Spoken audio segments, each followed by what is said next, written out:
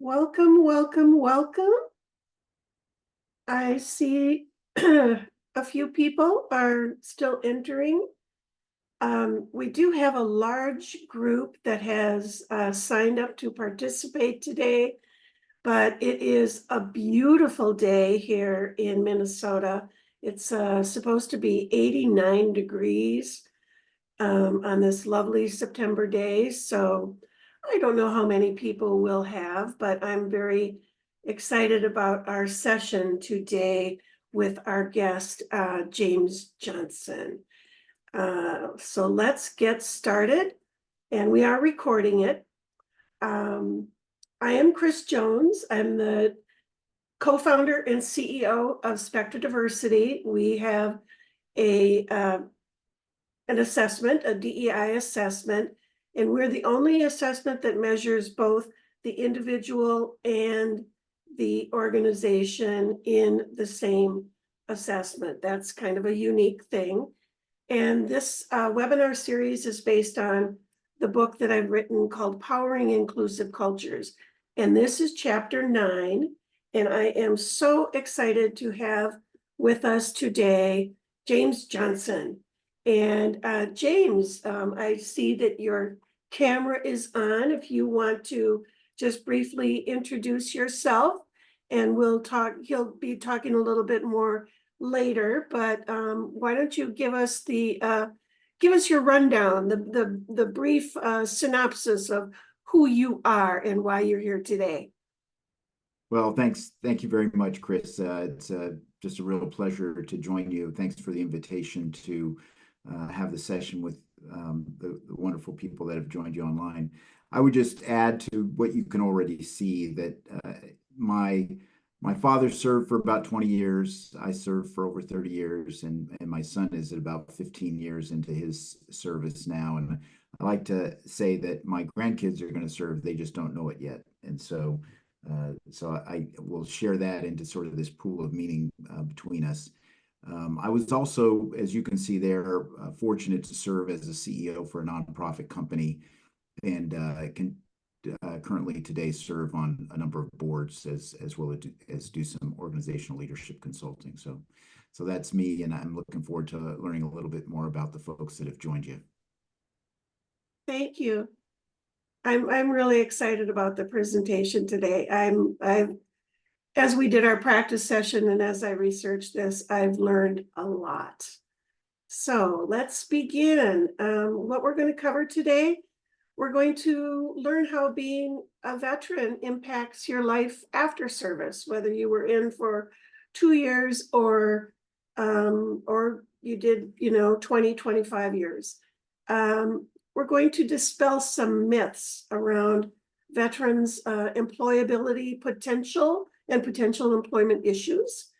And we're going to motivate you and give you some steps on how you can add inclusive behavior, steps that you can use towards hiring and being inclusive towards the veterans in your organizations and retaining them in your organizations. Got a couple of recommended reading books. Wounds of War, How the VA Delivers. That one I picked out, and the reason I picked it out, my dad was a veteran, and he recently, he died this spring. He was almost 97, and he got all of his healthcare through the VA, and he loved the VA, and every time we went in there, he proudly wore his VA cap, and I'm actually wearing a shirt of his that's got the 1st Cavalry emblem on it. That's what he was. He was 1st Cav in the Army, World War II, and the VA. They were so nice all the time. He got such good care there. And the other one, Empathetic Workplace, was a suggestion of James. And do you want to just mention that a little bit here, James? Yeah, I've had a chance to listen to Catherine Manning, and just highly recommend this book. I think it's more important than ever now, and I'm sure will continue to have a cherished place in your library. It it focuses on really an acronym called LASER, and essentially it's about how in a workplace you can create the kind of culture that I think so many of us want, where we are seen and heard and valued. I had an old boss that once said, you know, people care about a lot of things, but there's two general things that we all sort of care about. One of them is that we want to be a part of a team, right? Whether that's your family, your workplace, maybe you're in a rec league or a church league, a church group. We all like to be a part of a team, but the other one is we want to know that what we do matters. And I think if you've ever worked in a place where this exists, where you feel this empathy, where we can look through the lens of each other's eyes, that there's some real power there, and we can sort of talk about that later. But essentially this acronym is about listening, acknowledging, sharing, empowering, and then returning to the value that that individual brings to the space where you're investing so much of your time every day. So really excited about that, because I think that has a lot of merit for this discussion about diversity and how we appreciate each other. So thanks, Thank Chris. you. Oops, let's see. So, recommended reading. Here's a few facts which you may not know. There's 2.5 million post 9/11 military veterans, which is less than 1% of the population. So it's not a lot of people, but 80% of those spent time in a combat zone overseas. More than 2 million served in Afghanistan and Iraq, spending 1 to 3 years overseas. Why don't you put a guess in there? This is where you use the chat box, and put your best guess in there. What percentage of those people are under the age of 34 in terms of veterans? So just go in the chat box and just put your best guess in there. Chat. 75% with a question mark. It's a guess. That's okay. Guesses are fine. Anybody else? Guess. Lee's our only brave guesser. 40%. And I will just give you that answer right. 50%. Lewis. Oh, and you're a veteran, aren't you, Lewis? I think you are. 60% under the age of 34. So that's a lot of young people. Point number 4, 22 veterans commit suicide daily, with one occurring roughly every 80 minutes. And we are going to talk about PTSD in a little bit later in this presentation. And then what percentage of veterans do you think have disabilities as a result of their service? My dad had a disability, and that's why he got his care. So put your best guess. How many have disabilities as a result of their service? 20% is Lee's guess. Anybody else want to guess? 60%. And I actually know the answer, but I would say it would be high like that. The answer is 30. So a lot of people come home and they're plenty fine.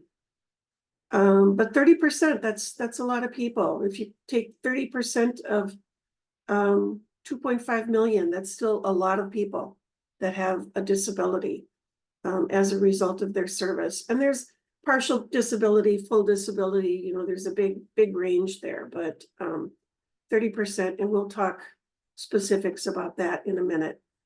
One of the reasons why I became interested in this is in the beginning, Spectra Diversity, we didn't track veterans.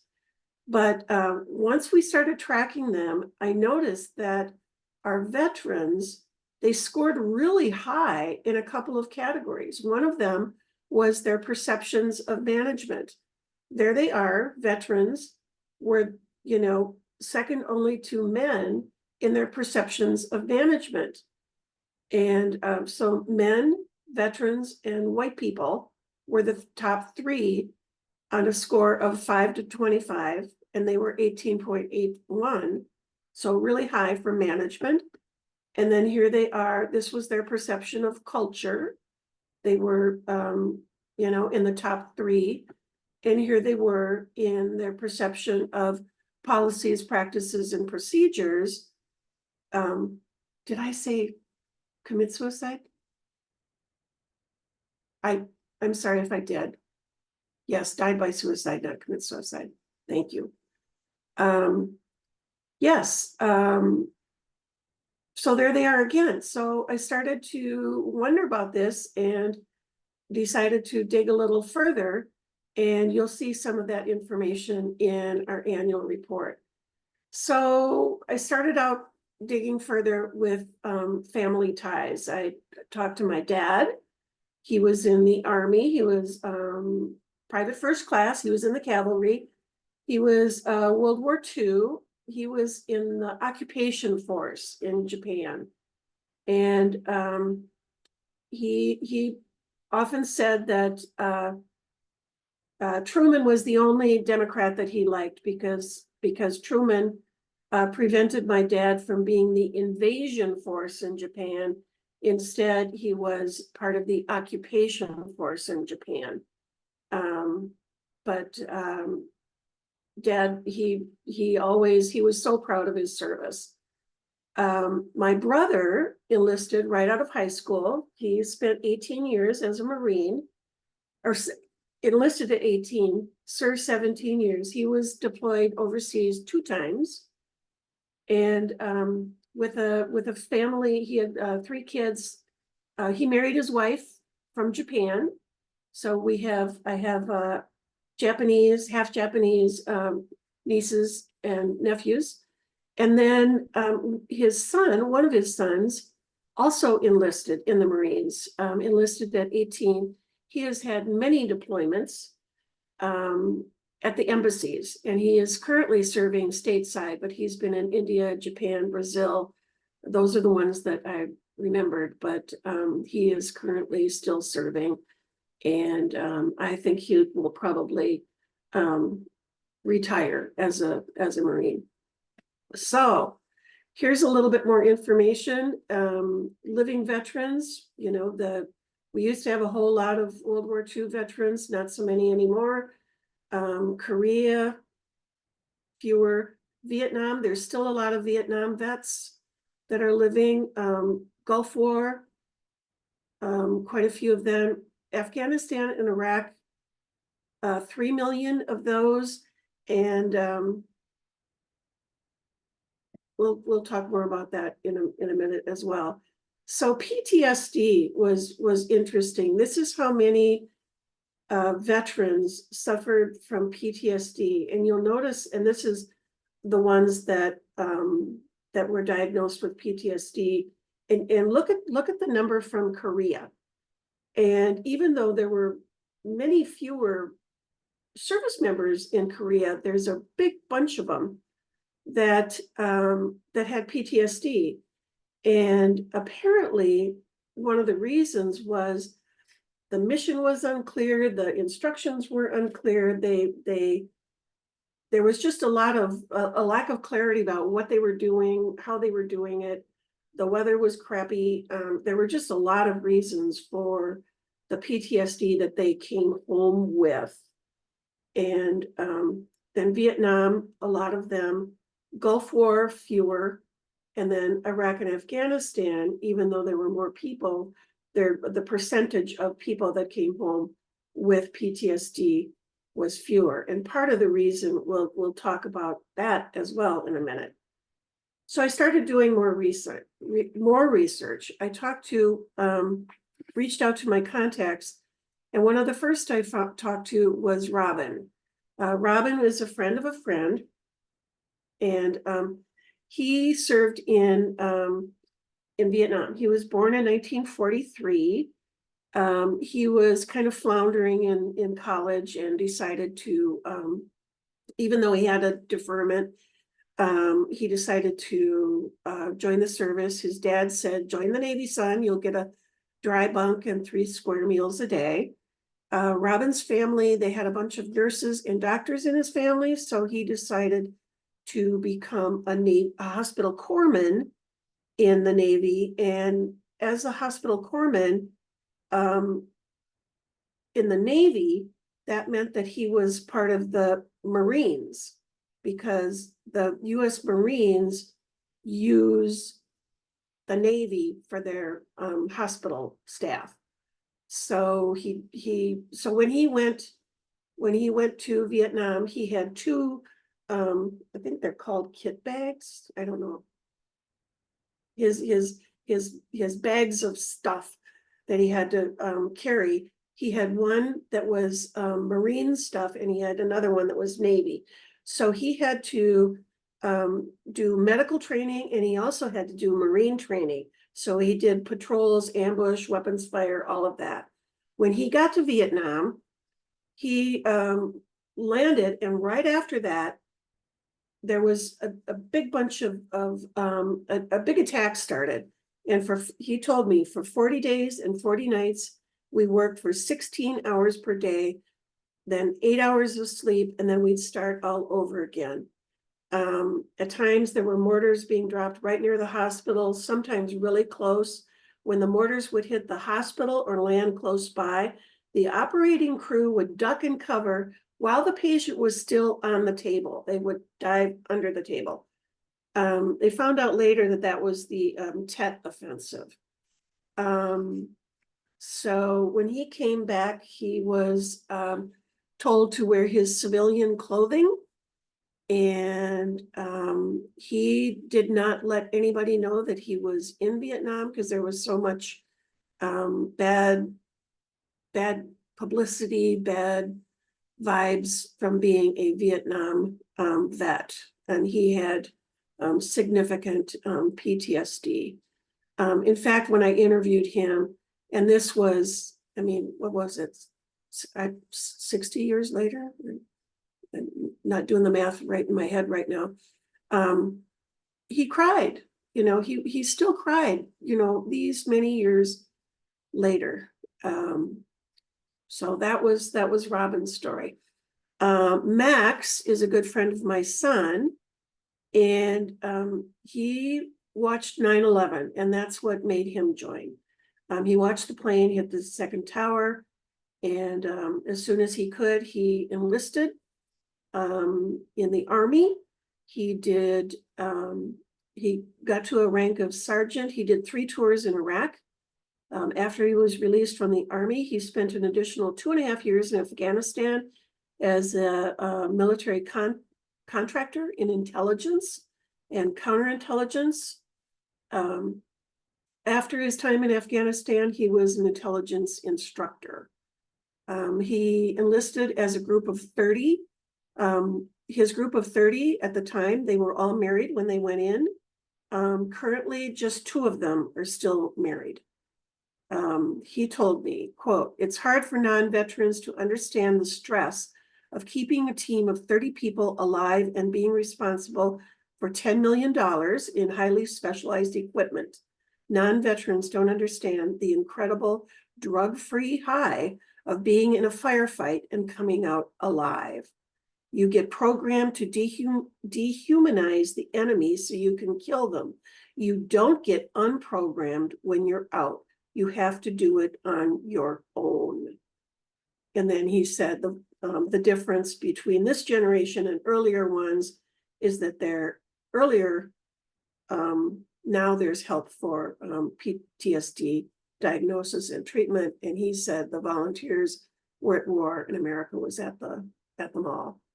And then my son's, one of his best friends, he was a best man at his wedding, is Hank. Hank is a huge guy. Hank is 6'4". He was on a full ride scholarship, Division I football, but he was kind of floundering like Robin.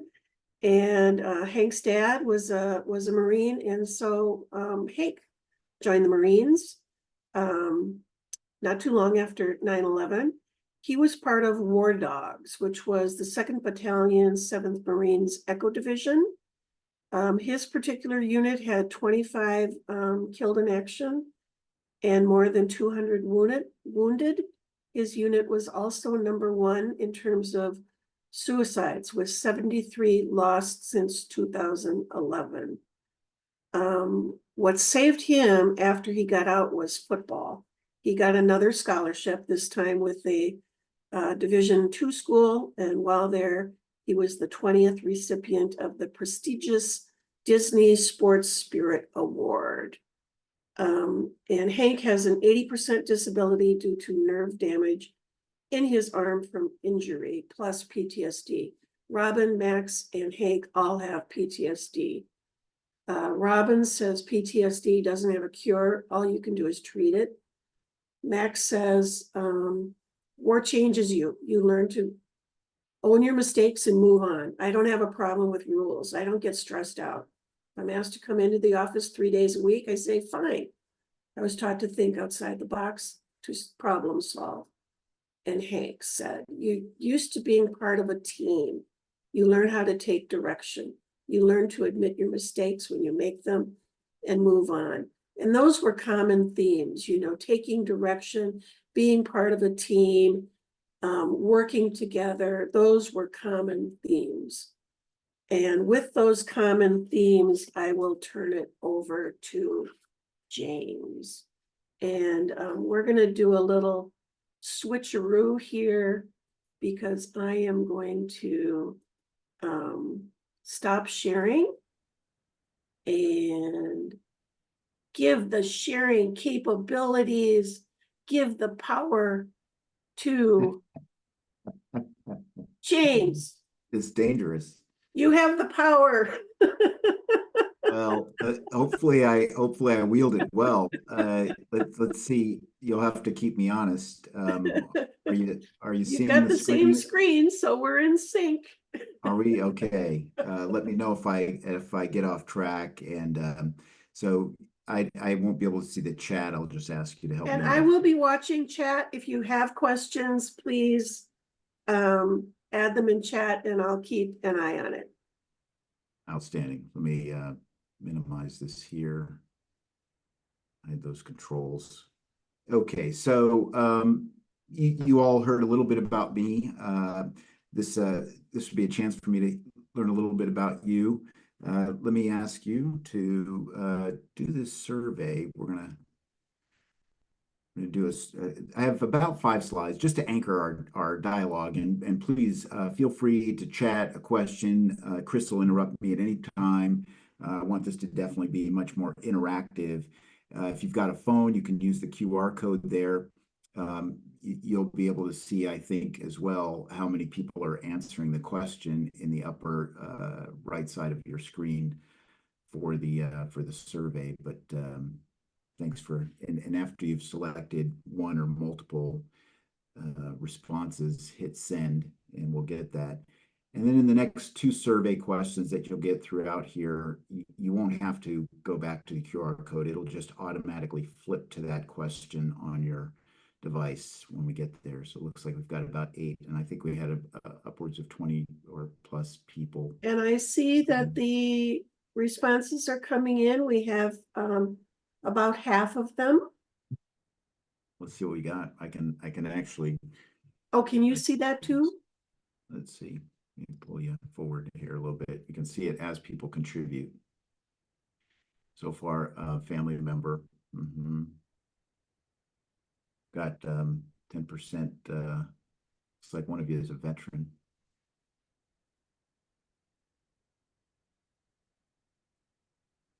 Yeah, fantastic.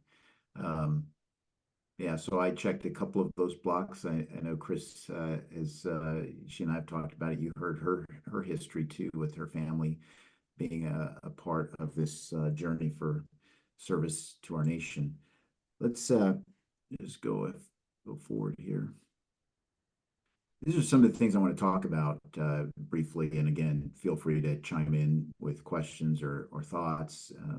The first, this is an overview. There'll be a couple of topics here. The first one is really just understanding what's that edge. And I think that, when Chris and I talked, she captured it really well. That a lot of people don't necessarily think of the veteran category as another facet of diversity, right? None of us are all one thing. And as we really learn to appreciate each other, what are the other facets that we can bring to the place where we work and operate, communicate together. So just determining what that edge looks like.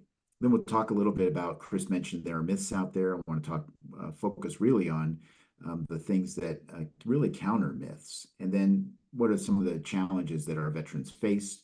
We'll talk about, if you go back and look at my history, I had about 16 different moves, assignments in the military. That's not unusual. I know plenty of people that had more moves than I had. And with change comes its own sort of stressors for people. And so one of those assignments, I was the recruiting commander for the Air Force. And so I had to think more strategically about who are the people that we're recruiting. And as we talked to those people that we're recruiting, sharing with them all the benefits that they would gain in the military. And you'll see some of that sort of threaded throughout here, because I think that that's really important that people understand when we recruit somebody into the military, that there is a deliberate idea about what they will gain as part of their service. And then we can talk about sort of post-service, veterans as employers look at what are the values, the edge that they bring. And then we'll talk a little bit about the sort of talent management, some great ideas on how you can harness that edge, some strategies to do that. So the first thing, any thoughts? I don't know if there's anything in the chat there, or if any questions about that direction. Nope, keep going.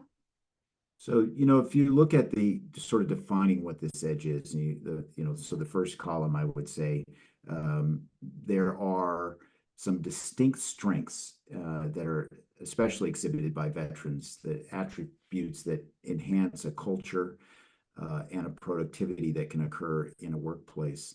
And so in column one, I've highlighted sort of dedication, commitment, strong work ethic. These are qualities that we expect in our service members, but we also inculcate those things into those service members.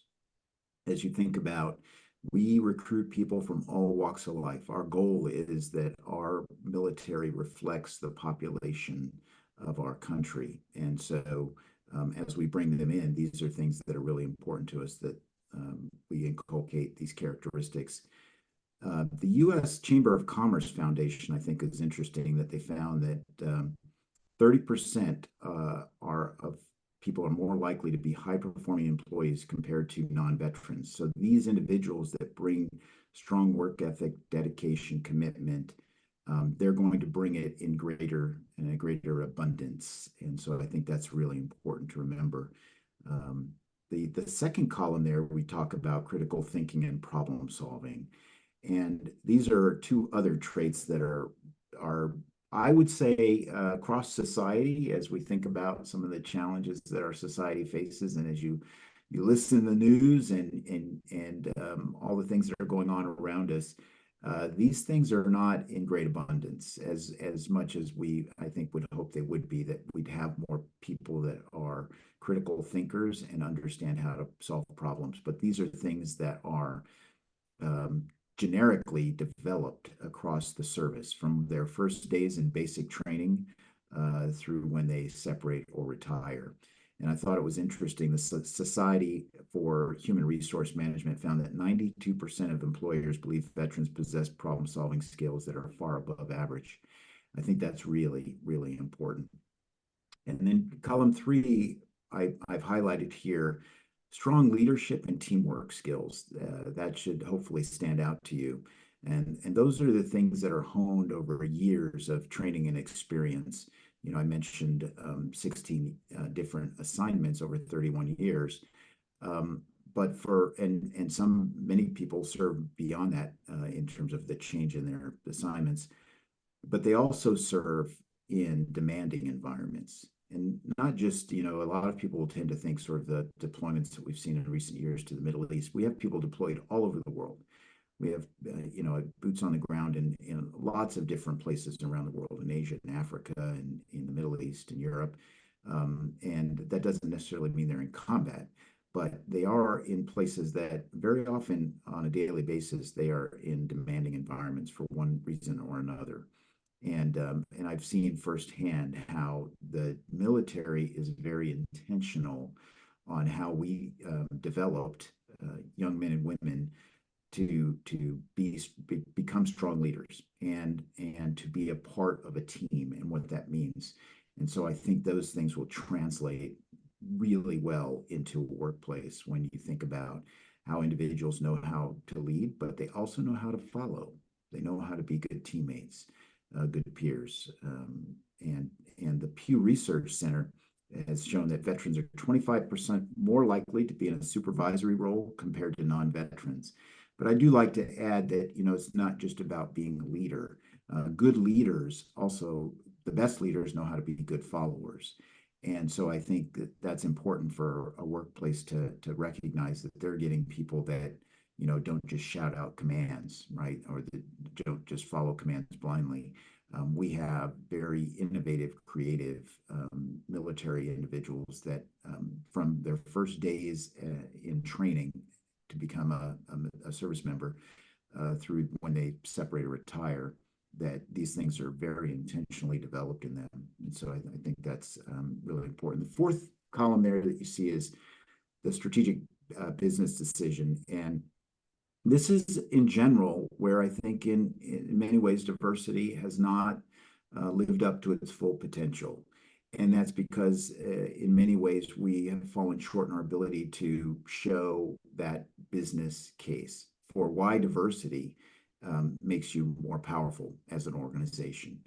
And we in the military, I can tell you that having a more diverse unit is going to be a much more successful unit, because even through the science we know that bringing together people that come from different backgrounds, have different experiences and think differently actually helps in problem solving, actually creates more innovative solutions and faster solutions, and it creates teams that are more adaptable and all those things that benefit our industry as well as academia, industry, government, places where our veterans go to start new chapters. And so I can't highlight that enough. In fact, I did some work with the Institute for Veterans and Military Families, and they do surveys out at the university. They work at just went out of my Syracuse University, and this institute underscored that veterans can elevate workplace team performance and drive businesses towards greater success, and that their adaptability and resilience are invaluable assets that can drive this innovation and efficiency that give organizations this competitive edge that I've mentioned. And I think that when organizations understand that diversity is about a competitive edge, that it's got to be a part of your business case. And quite honestly, it's incumbent on us who understand diversity and the power of it to really articulate that business case. That's where we really will see I think the real benefits of organizations growing their diversity. I don't know if there were any other thoughts on this slide. Would this be a good time to address the very first question that I had for you about SCOTUS, the Supreme Court ruling? Yeah, I am gonna get to that in Okay. a slide, but I do think you're absolutely right. I mean, there are decisions that are being made by companies, by our country, that can have an effect on diversity, have had effect over our history on diversity, good and bad. And I think that for companies that need to think about how they maintain a competitive edge, they'll have to think about how they interpret some of these decisions and how they don't lose their edge. So thanks, though. I definitely, if I don't answer it fully, just please let me know, Chris. So let me ask you what you believe veterans, the three top skills you believe that veterans bring to the workplace. And this is going to build out a word cloud. So I'll just advance it so you can kind of start to see what people think are some of those strengths. Leadership. Yeah, for sure. And you can, if somebody typed an answer that you felt strongly about, I'd encourage you to just retype it because it'll make the cloud grow even more if they're duplicative. Yeah, leadership. Yeah, yep, team player. Yep, maturity. Yeah, experience, right? From maturity for sure. Yep, strength, right? Having to sort of power through challenges that can be unique in our society. Experience, discipline, all those. Yeah, yes, thinking outside the box.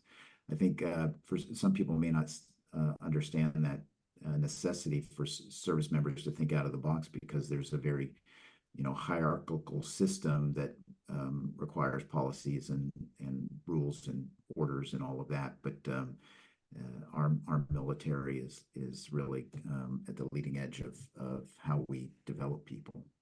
Yeah, I love that. It's really good.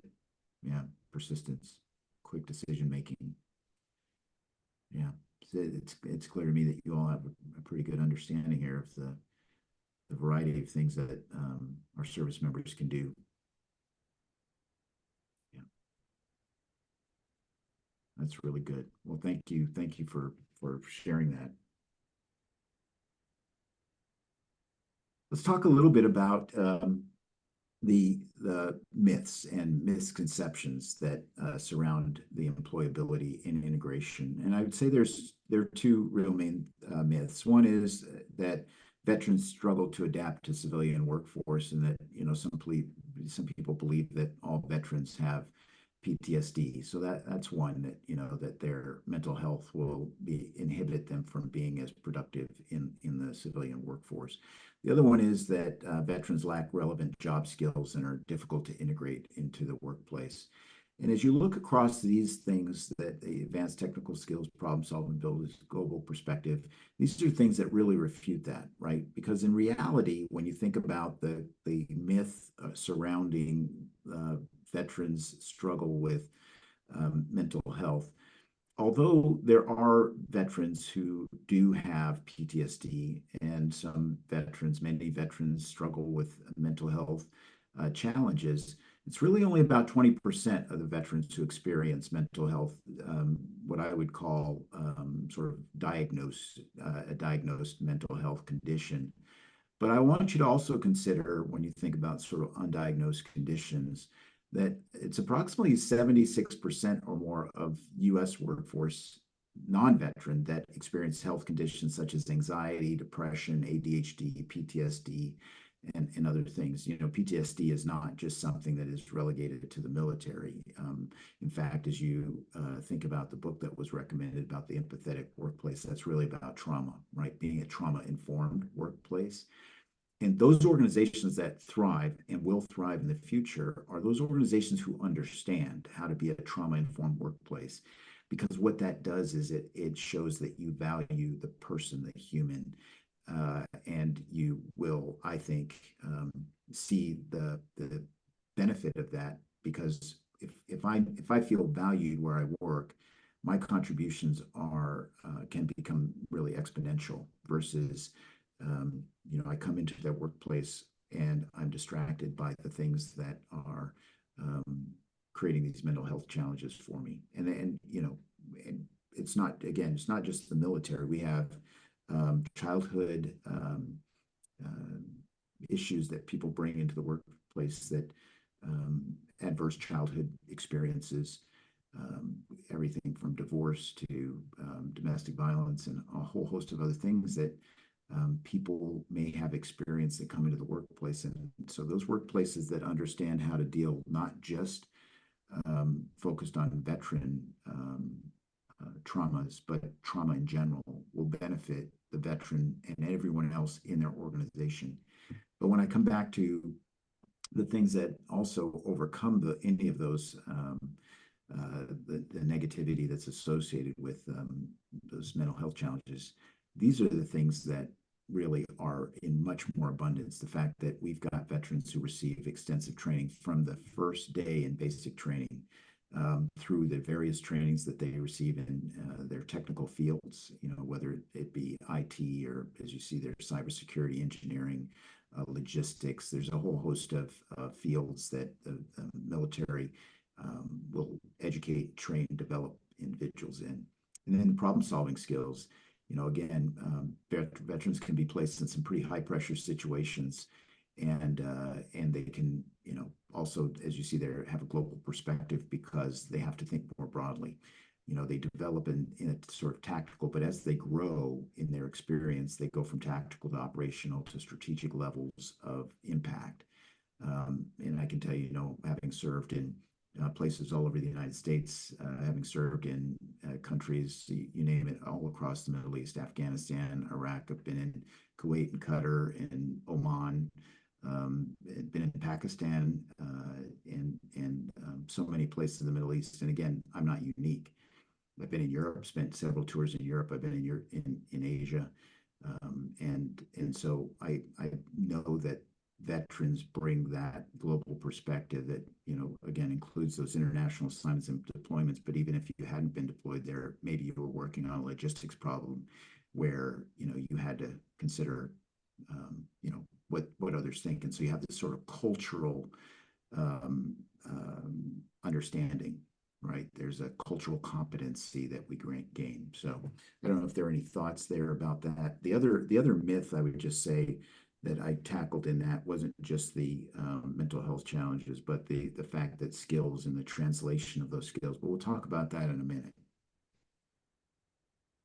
Let me ask you how familiar you are with some of the unique strengths and challenges faced by veterans transitioning to the civilian workforce. And this is really just sort of a scale of 1 to 5. Have you encountered some of the unique strengths and challenges that veterans faced in your interactions? Yeah, interesting.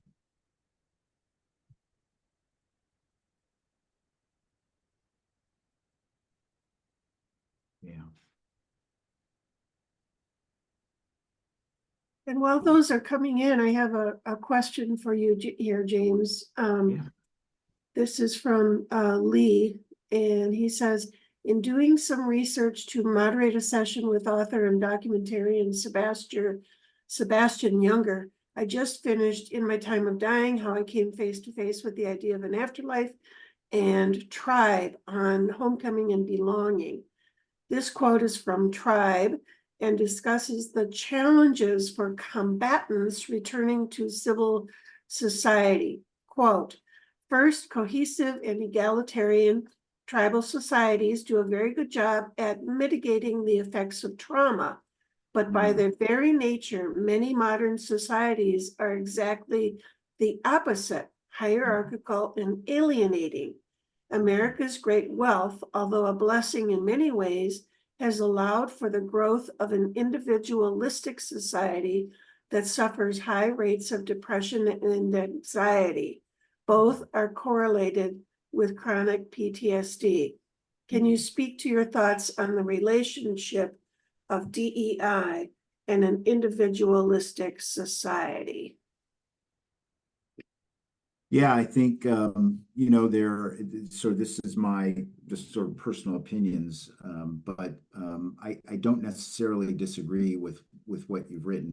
I think within that challenge is the opportunity, though, right? For those organizations that want to do well, first it's to understand the problem that we're facing, right? And when we think about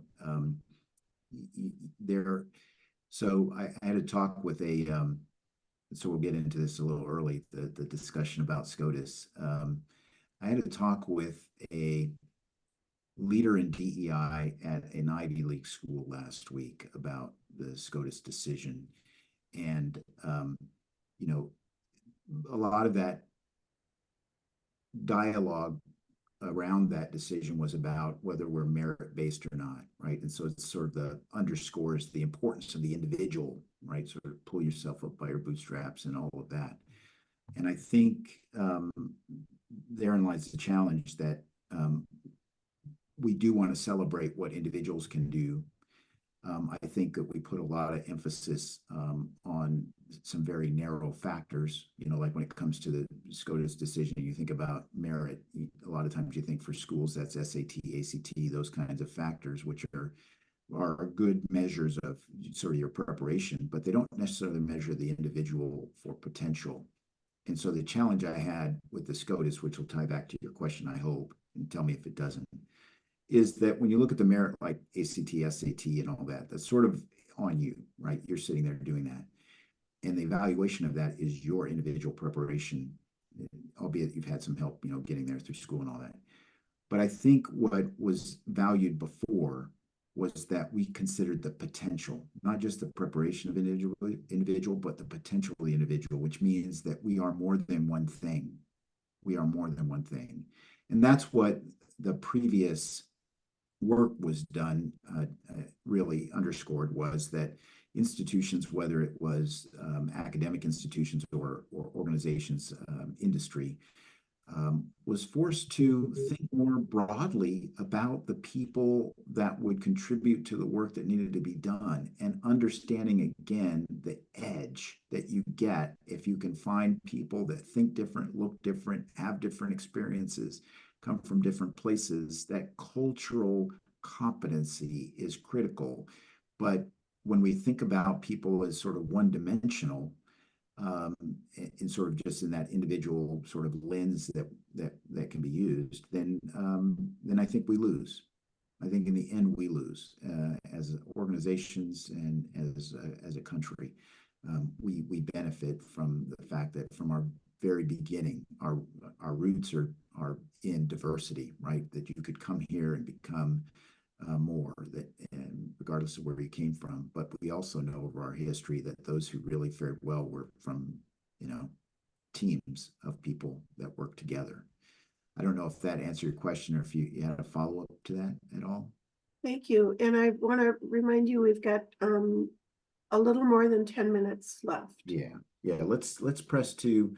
This is, I've got these two left. This is, I think I covered a lot of this already, right? So this was the post-veteran challenges, the career transition. I'm actually going to get into this last slide coming up.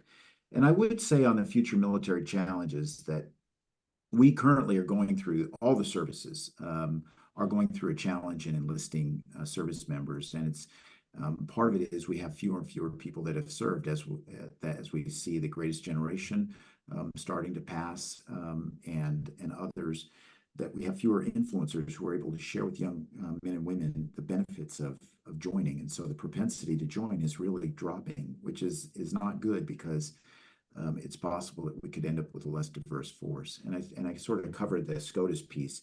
Let me just share that there's a little nuance here with SCOTUS.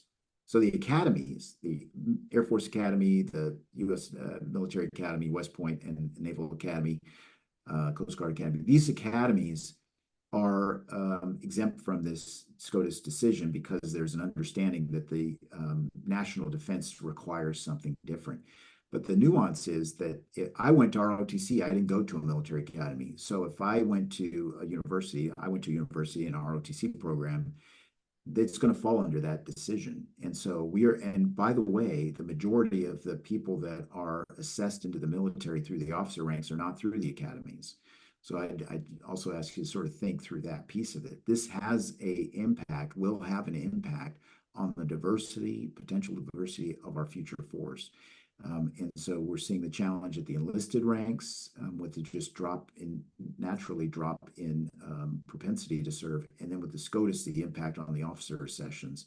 And some of our enlisted folks go through college too and don't become officers. And so that'll have its own impact there too. So I would just share that with you.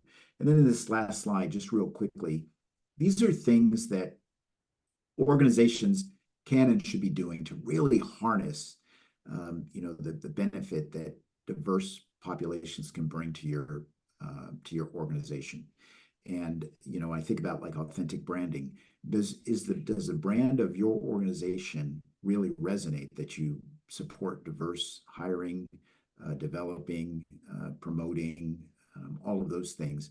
I walked into an organization where they had stitched into the fabric of their uniform, of what they were wearing, it said Navy spouse, or it said Army veteran, or I mean, it couldn't have been more clear that was a part of who they were, that they celebrated that. And that organization also supported employee resource groups that, again, reinforce the fact that we care about the fact that you all are more than one thing.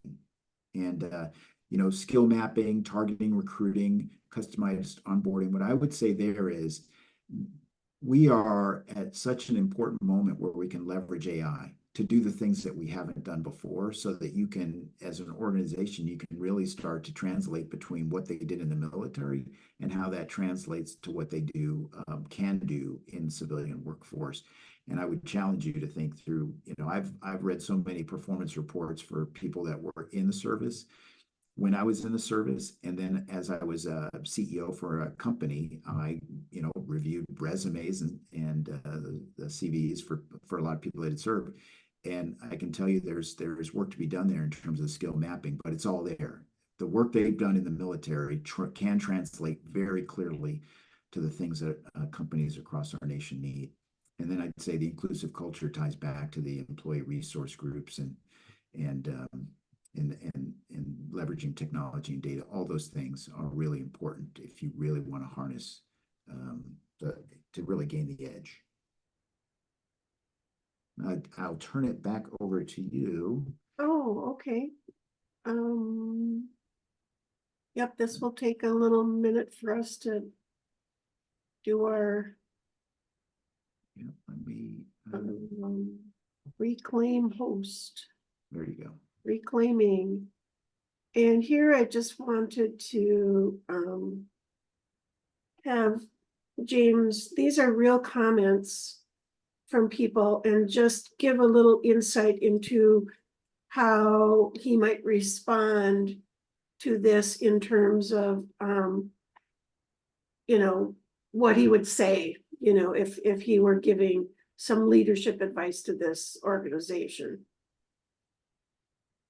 Yeah, that this organization has made very positive steps to make DEI a priority, and recognizing the work we have to do is an amazing step. They love the fact that they have a strong female leadership team and have a number of veterans on staff, and they believe that this person would work very hard to accommodate and support individual needs for a person with disabilities.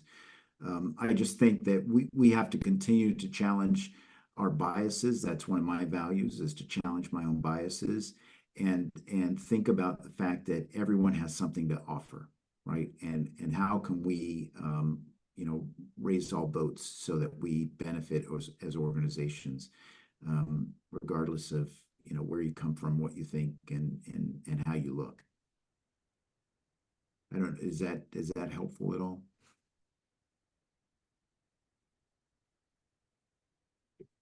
Yeah, I don't have an example for me personally, but they declined to hire a Hispanic disabled veteran over non-veteran for a veteran position.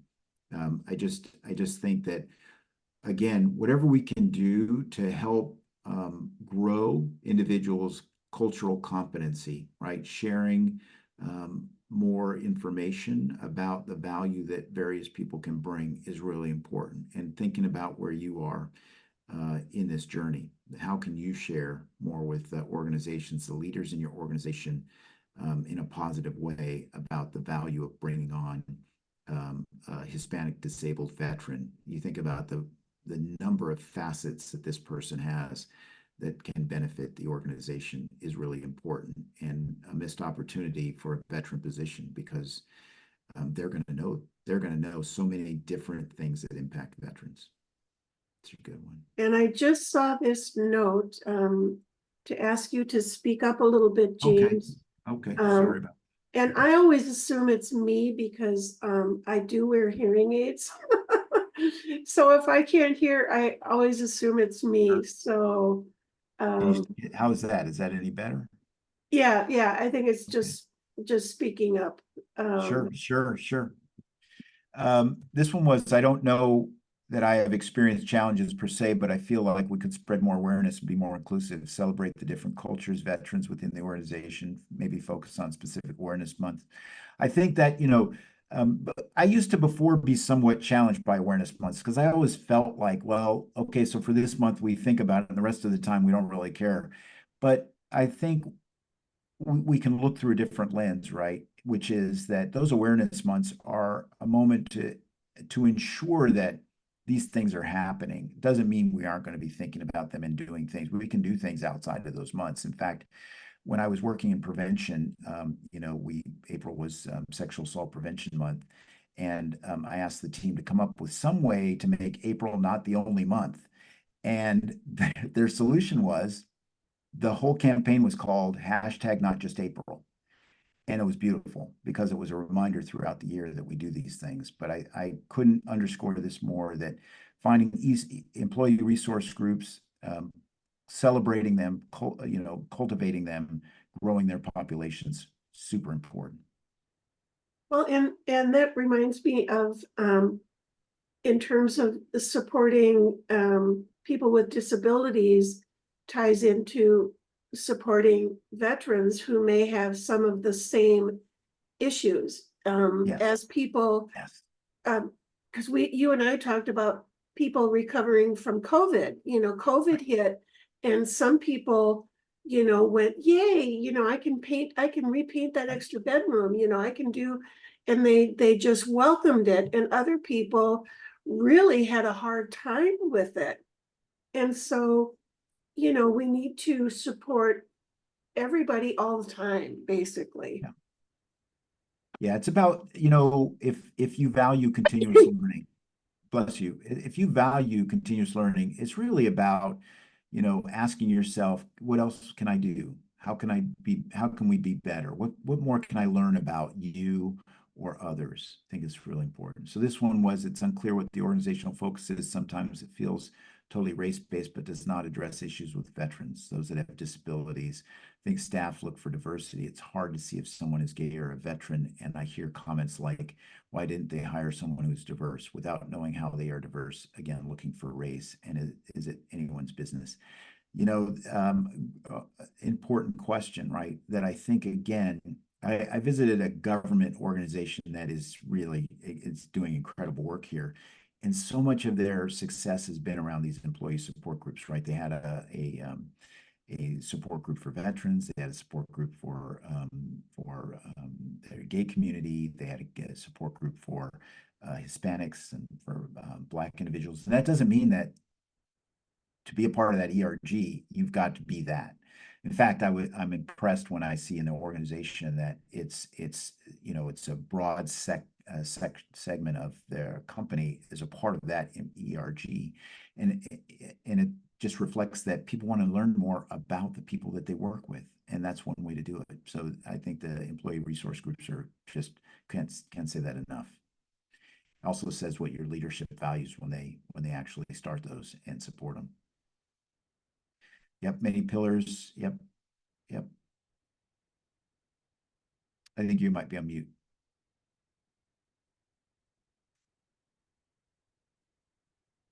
Is it just me? I think you're on mute, Chris.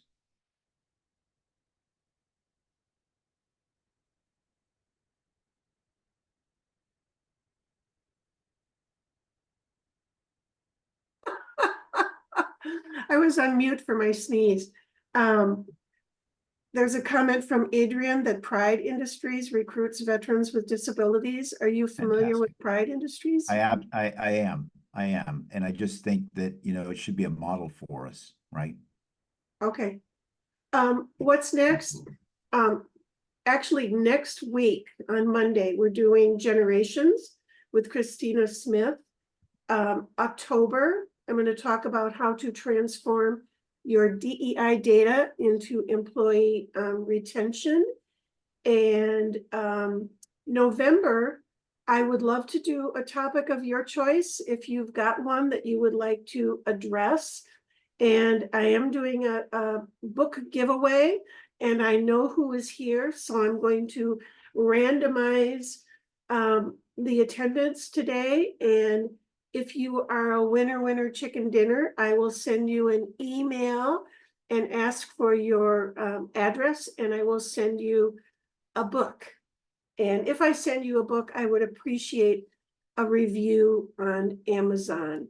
So thank you so much, James, for being here. This is recorded, so you'll have a chance to share it with your people. I will share it with my people. And thank you so much. Well, thank you, Chris, and to your audience too for their participation and their time Okay, and work they're doing. okay. Bye-bye.